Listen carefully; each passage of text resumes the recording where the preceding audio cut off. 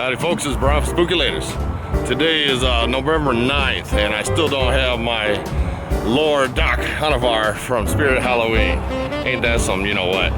But anyways, I'm here at Six Flags Fiesta, Texas for the Walmart Christmas drone light show.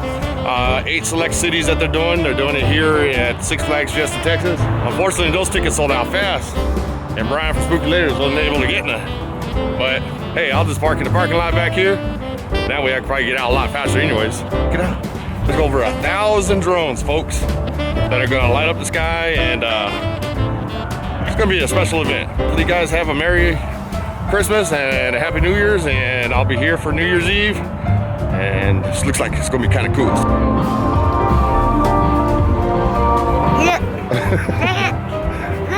You tell everybody what we're watching. We're watching the fireworks. We ain't watching fireworks. This is my nephew right here. Point at it. No, Walmart fireworks? They're drones, man. You know what drones are, right? Alright. What are drones? What are drones? Drones that fly in the sky and have them between each other. And how many drones are going to be in here? 100. More than that. 1,000? 1,000 drones, brother.